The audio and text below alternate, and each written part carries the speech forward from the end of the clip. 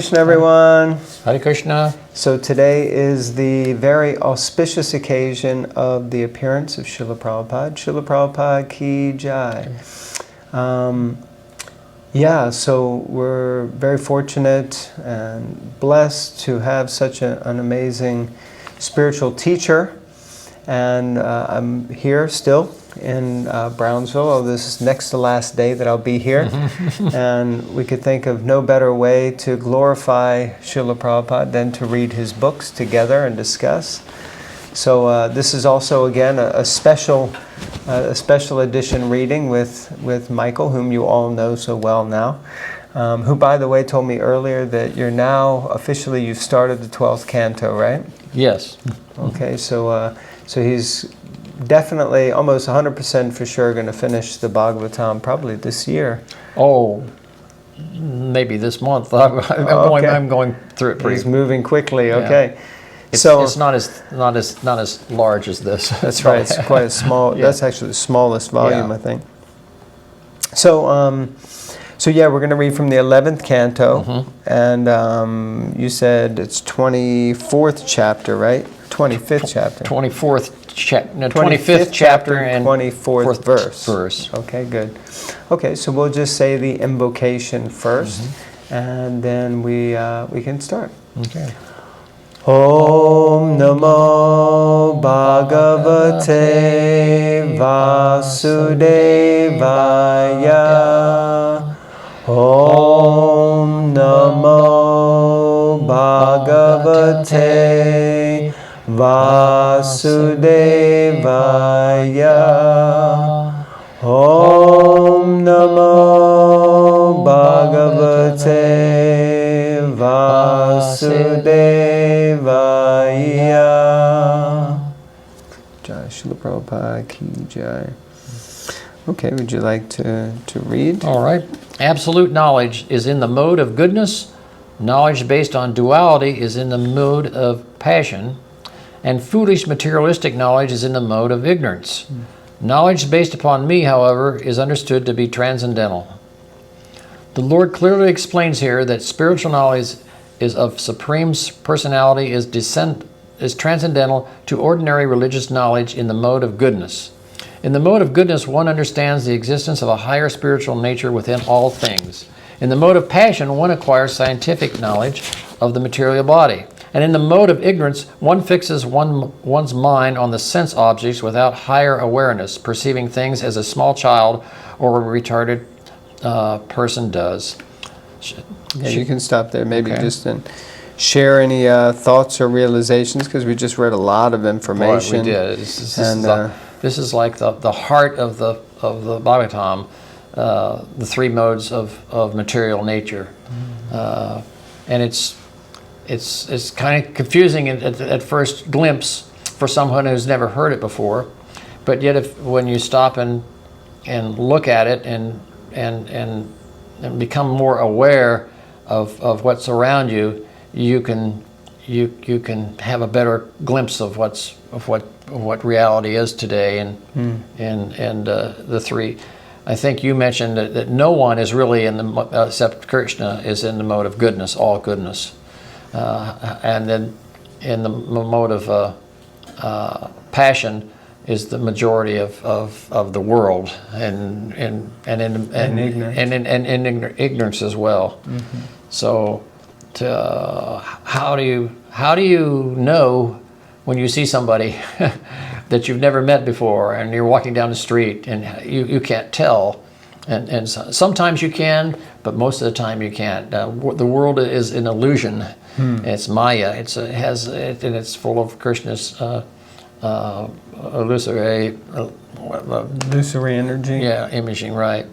So we have to learn how to absorb all this and understand it, and that process is called mindfulness, or it's called awareness, awakening to the fact that's what we live with, and that includes our personal behavior and bodies as well, and if we acknowledge that these different modes, then it makes it easier for us to transverse this our lifetimes and see things in a different perspective.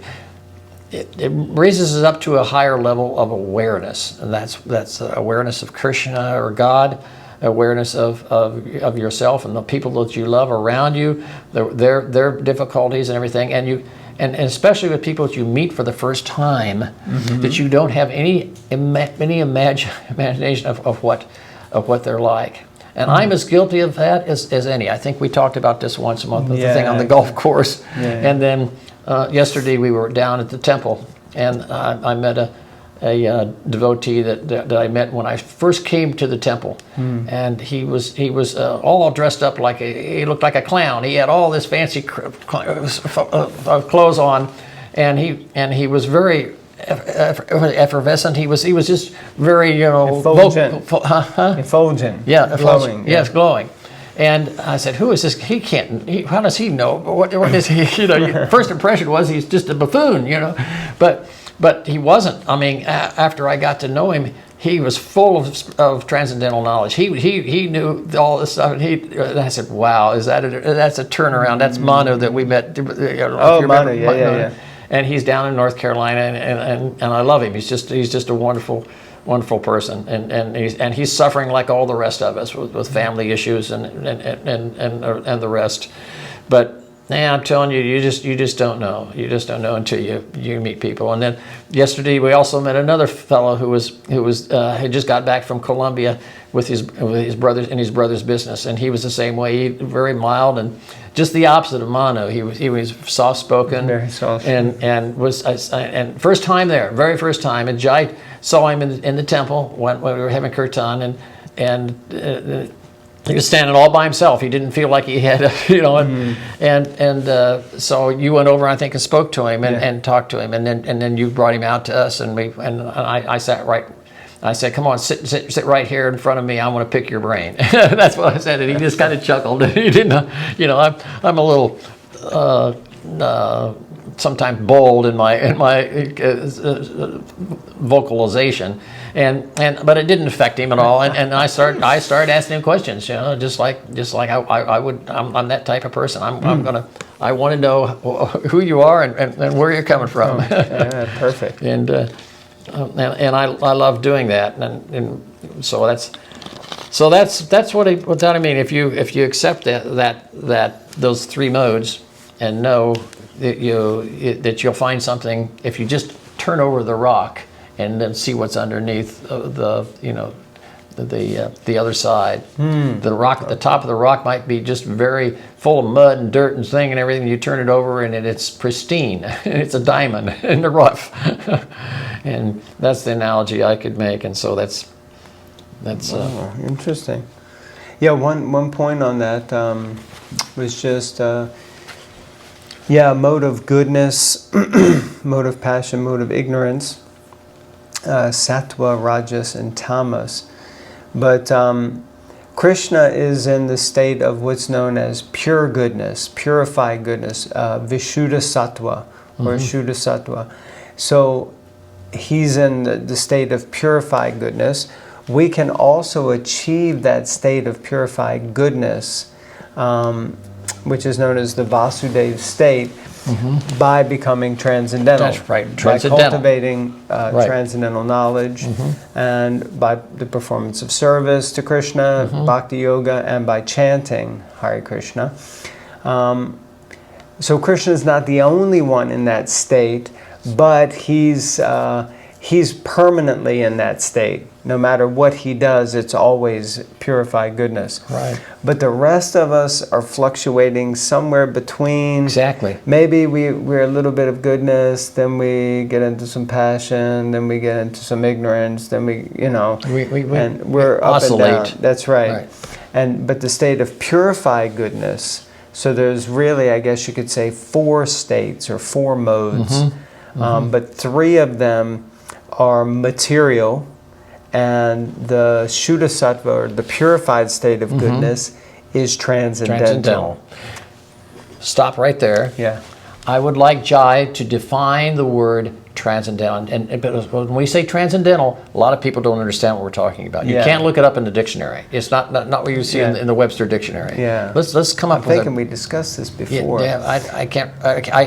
Maybe we did, but let's emphasize it because this is right in what we're talking. So transcendental means transcendental means beyond the gunas, which we're talking about. It means beyond the three modes of material nature. That one is beyond the entanglement of the material world. Exactly. Yeah. Or the word sublime also has a similar meaning. It means beyond the mundane. The mundane. So transcendental means to be able to transcend the modes of material nature.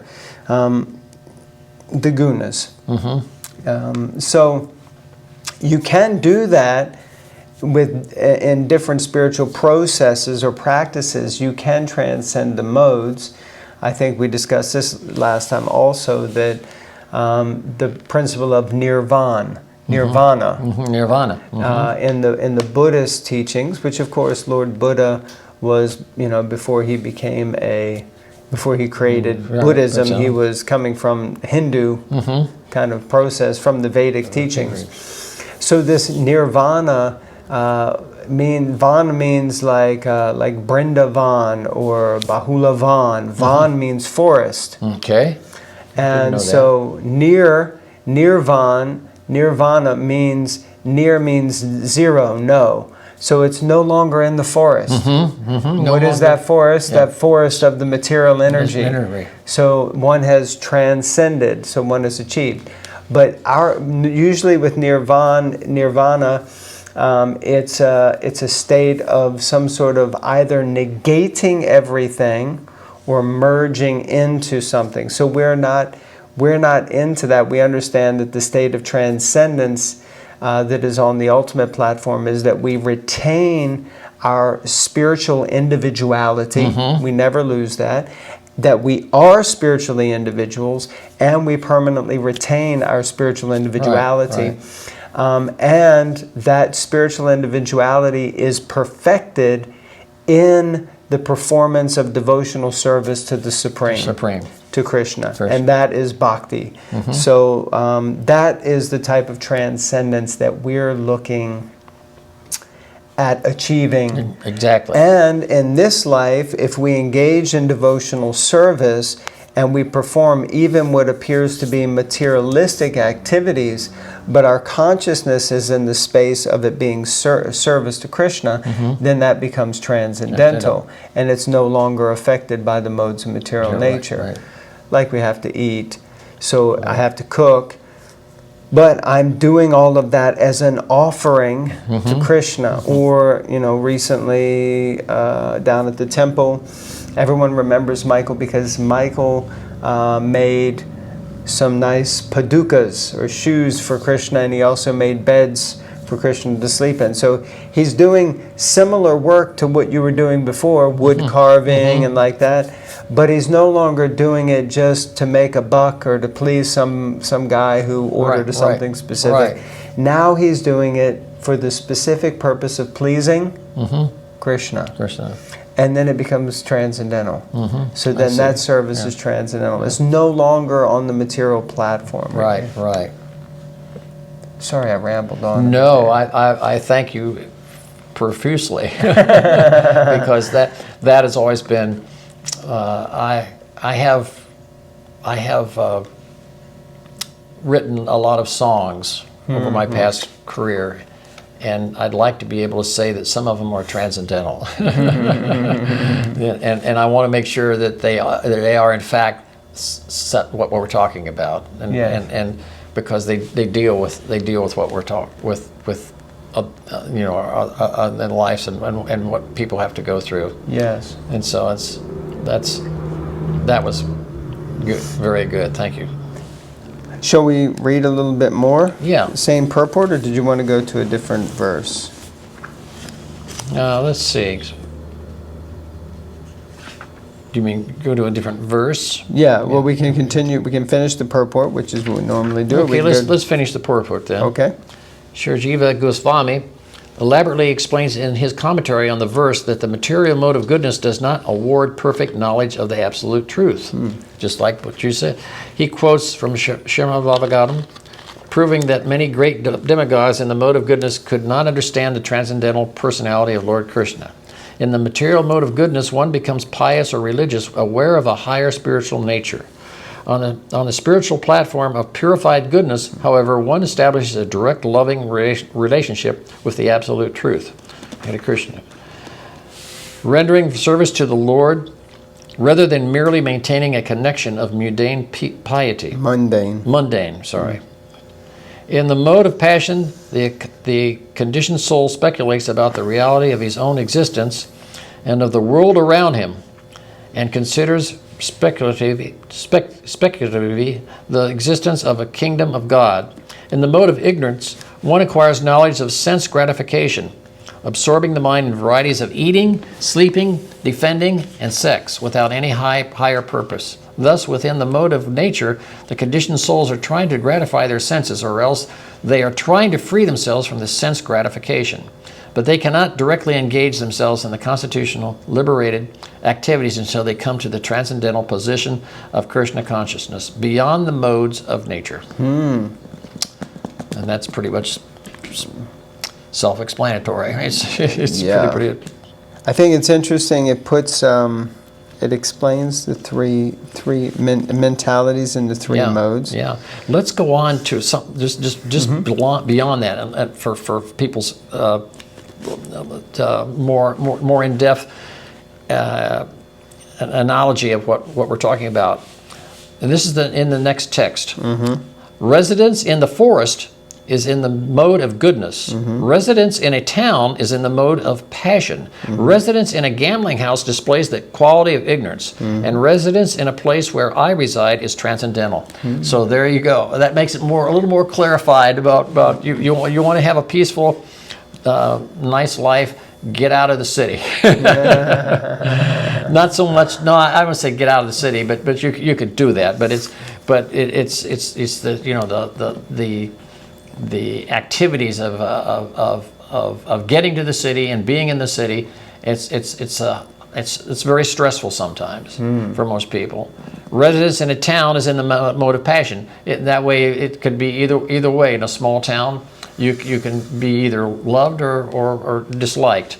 When we first moved to Brownsville, we were considered the outlanders because we were somebody that moved into the valley, and then the inlanders were pretty much all in their kept to themselves. But it was hard for them to ever socialize with them.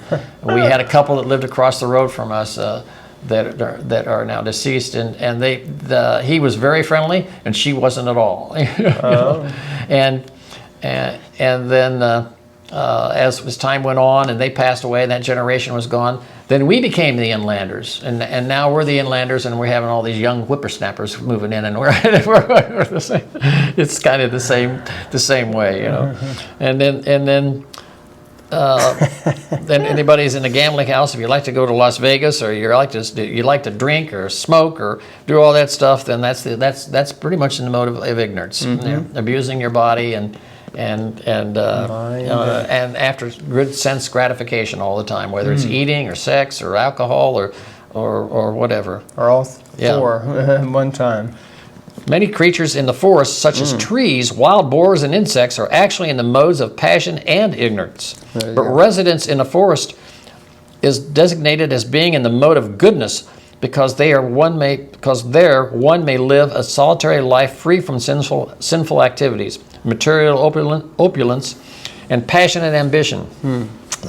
Throughout the history of India, many millions of persons all walks of life have adopted the orders of, how you have to help me pronounce this? Vanaprastha and sannyas, and have gone to sacred forests to practice austerity and perfect their self-realization. Even in America and other Western countries, persons such as Thoreau achieved fame by retiring to the forest to reduce the scope of opulence and material involvement.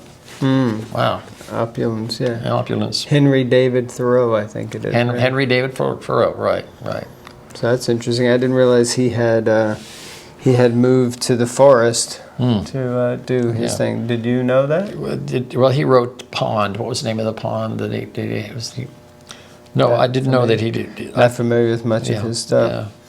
But this is a powerful principle, actually. And of course, I just wanted to mention that Krishna says in the verse, and residence in a place where I reside is transcendental. Right, it's transcendental. Now, we have to be able to see that whether that's in the forest, in a town, or hypothetically even in a gambling house, wherever Krishna, like I think in Las Vegas they have lots of churches. Yes.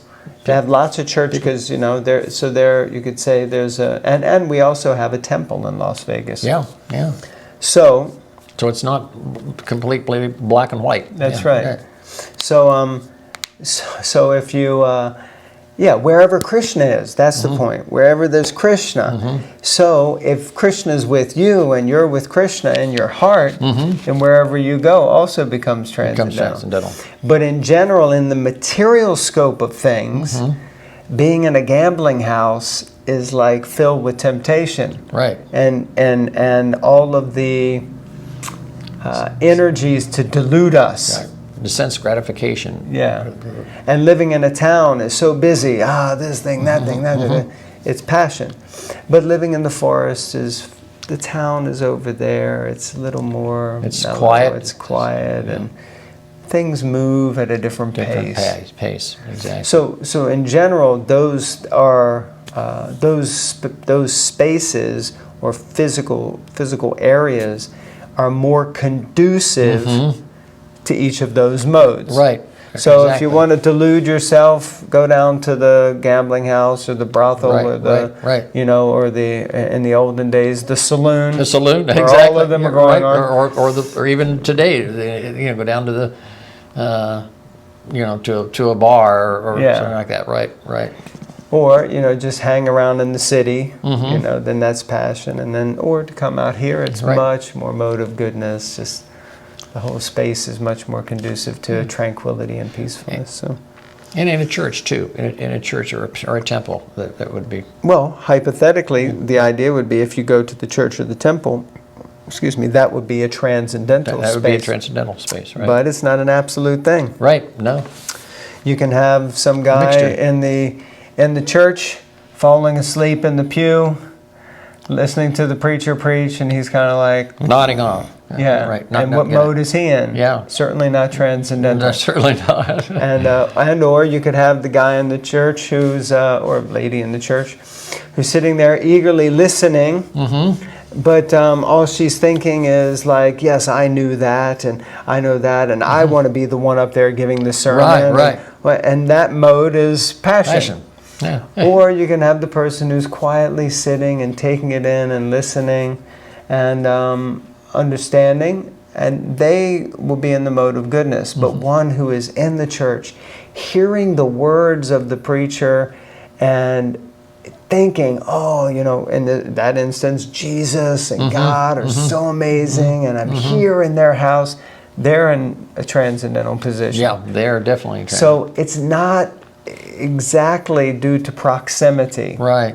Or the environment. Right. It's about consciousness. Exactly. That's it. So that's why Srila Prabhupada started the International Society for Krishna consciousness. So the idea is that we become conscious of Krishna more and all aware of our aware of Krishna or God. And whatever we do. Yeah. So here we're in your rocking room and trying to do music, but as I was mentioning to you before, I don't know, I gave you that picture, but you can put the picture up and at least Krishna's here. Yes.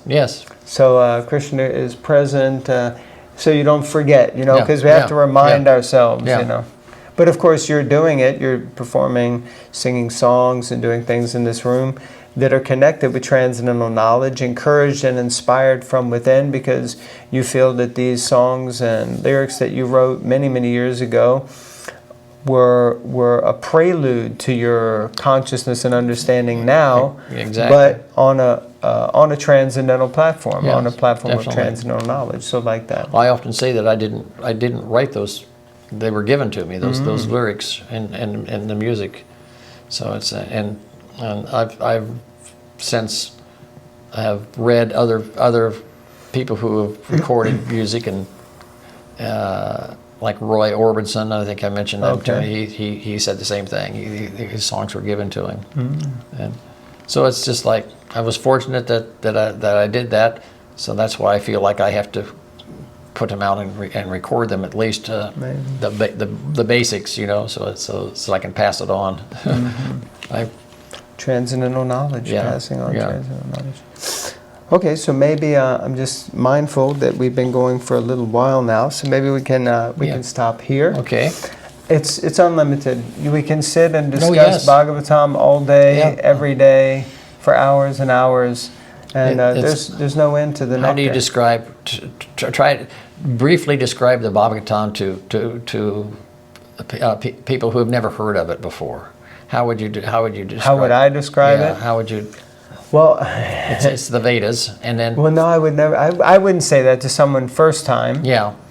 The way I describe the Bhagavatam is because I used to go out and distribute books on the street, and we have the Bhagavatam. So I would say to people, look, this is a very beautiful book. It's a story, beautiful story about this guy here who has 7 days to live. Yes, 7 days. Can you imagine? What would you do if you had... And immediately they become like super thoughtful. And he was the king. And he was a king. He was a king. And he went to the bank of the Ganges River to meditate until those 7 days had passed. And in that time, his spiritual teacher came and they began to discuss, what is the meaning of life? Right. What is the goal of this life? Right. What should a man do at the time of death to prepare himself? Right. And all of these great sages, they all gathered just to hear this conversation, and that's what this book is. And what era was this? This was about 5,000 years ago. 5,000 years ago. So it's a real place. It really happened. It's actually history. It's not a story. Yeah. It's not a myth. And how was it passed down from generation to generation? Simply by hearing and chanting. Hearing so it and would chanting. be spoken by one personality to another. And it's not like us in this age, but in bygone ages, people were called Shrutidars. So they could hear once, remember, and repeat almost verbatim. And how many chapters or how many? What's the size of the Bhagavad? Oh gosh, I always get confused. How do you describe it? 18 books? Well, it's 18. 12, it's 18. No, it's 12 cantos. 12 cantos. 18 volumes. 18 volumes. And, almost like an encyclopedia. But it's 28,000 verses. If anyone out there is watching, please write in the comments how many verses it is. I know Bhagavad Gita is 700 verses. I think Bhagavatam's 28,000 verses. And Mahabharata is something more ridiculous. So if you know how many verses there are in the Bhagavatam, write it in the verse. And if you know Mahabharata, you can write that in there as well. And if you know Ramayana, you can write that in. So that keep you all engaged. So yeah, so that's how I would describe it. That's wonderful. That's wonderful. I just want people to know, that there is another path other than of transcendental knowledge, other than what they. Most people either only know one path or don't know any path. Yeah. So, but I guess that's how I'm used to describing it, to at least attract people in to start to read it. Because I would feel that this is going out. I'm sure it goes out to a lot of devotees and a lot of people, but lots also of other people. But people who don't know what we're talking about. Yeah. So I want to make sure that everybody get what we're doing here. It's not like it's a foreign type of religious cult or something like that. No, it's been going on for thousands of years. Oh, absolutely, perfect. And Prabhupada, Srila Prabhupada. Yeah. Give people just a real brief description of or history of who he is and how does he fit into this picture. Okay, wonderful. Yeah, so Srila Prabhupada is, of course, many of you who are watching, you already know, but Srila Prabhupada, who's the author of this book, he is, trying to see where the pictures are. Here they are. Yeah. He's the author of the book. Now he's not. He's the. You could say he's the translator, and he's the person who has written the purports. But his translation and purports are all based on a lineage going back hundreds of years, if not, thousands of years, who have of realized souls who have commented on this book. So he's compiled and amalgamated all of those, and he's written those as the purports. And who Srila Prabhupada is he is the empowered representative of God, of Krishna, to give these teachings to the world. Now, how do we substantiate that? Because at the ripe old age of 70, he left the holiest of places in India, in Vrindavan, and he went to the west on a freighter ship, not even really meant for human passage. I've been on one. And they're not fun. And he came to New York, and from there he started the movement. And actually it has, while he was on the planet, it spread to about 108 temples globally, internationally. And now there are hundreds of temples, something like maybe 300 or 500 temples all over the world, in every major city of the world. And there are devotees of Krishna from every cultural background you can imagine. So that is the potency and power of this personality, Srila Prabhupada, whom we glorify no end, and who we are celebrating his appearance day, his birthday. We say appearance day because transcendental people who are eternally liberated, people who are representatives, direct representatives of God, they don't take birth like me anyway. They appear in the world for a specific purpose. They've been ordained by God to come here and do his work. So that's who Srila Prabhupada is. That's great. Does that work? Yes, that does. That does. Next time we meet, which might be in a couple of years, I want Jai to tell about his personal adventure with devotees who came to Brownsville while he was here, and had a unique adventure with a stagecoach. And I also have an adventure with a stagecoach. And maybe we'll combine and bring that both to you at the same settings, because I think to translate this into real happenings and what happens to you when you immerse yourself in this type of transcendental knowledge, it comes with some results, and it certainly are good results, and it has affected my life tremendously, and I'm looking forward to our next time we can get together. Me too. I'm very sad we're going to be leaving tomorrow, so may see him again in the next few weeks if we pass back through. But if not, then hopefully it won't be a couple of years. God knows if another pandemic shows up. But lucky hopefully within 6 months to a year we'll be back. And spending some time. Great. That's great. Thank you so much, Michael. It's always an inspiration to be with you. And with you as well. I can't wait to hear when you finish the Bhagavatam and you start again. And Hare Krishna. Hare Krishna. Living proof of the power of Srila Prabhupada and Srila Prabhupada's books. Jai. Srila Prabhupada ki jai. Grantaraj Srimad Bhagavatam ki jai. Bhakta Michael Prabhu ki jai. Hari Hari Bol. Hare Krishna. Hare Krishna.